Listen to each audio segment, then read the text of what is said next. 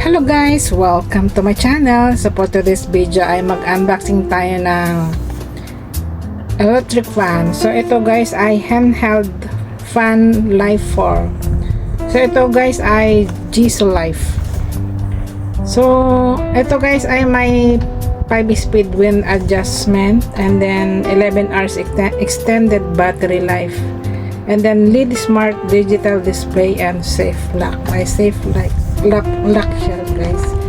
So start na nating i-unboxing.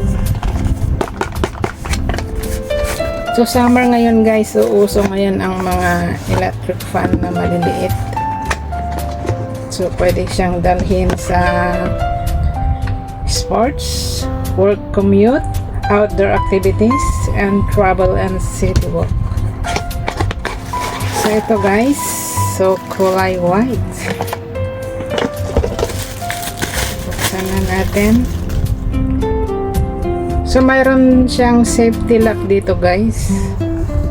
So yung ganito niya is ano,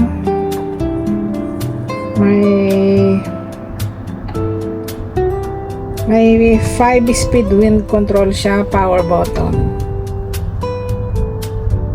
So type C din siya, type C input.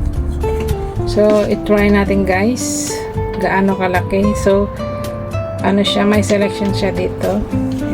I-open muna natin dito pala. So unahin na na. Yan. So mayroon siyang 100 guys. So ano siya, adjustable. Yan.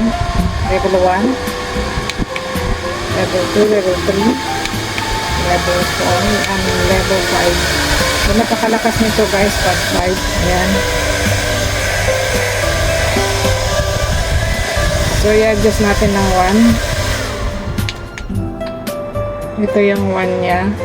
So medyo mahina. Yung number 2, ito okay lang yung number 2. And number 3, malakas na rin yung number 3 kahit malayo siya. Number 4, malakas na siya. So yung number 5 ang pinaka malakas guys. So ayan. So madali siyang ilagay sa bag, madali siyang dalhin. So ano pa yung mga nandito?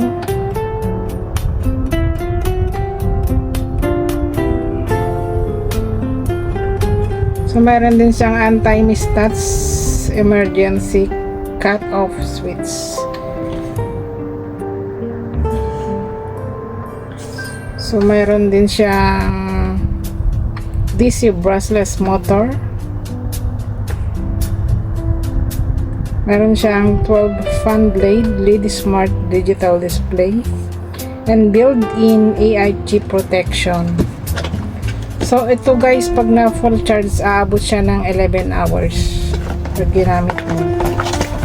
So ito yung gusto ko dito guys, kasi pang matagalan. So meron din siyang ganito.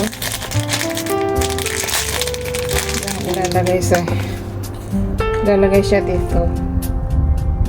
So try natin. So pwede rin pala itong ikwentas.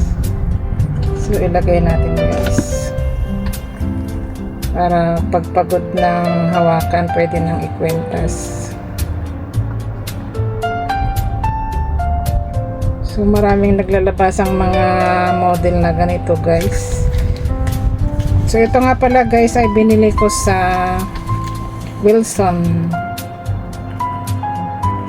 dito sa Hong Kong. So maganda yung quality, yung bilihan ng cellphone yun guys.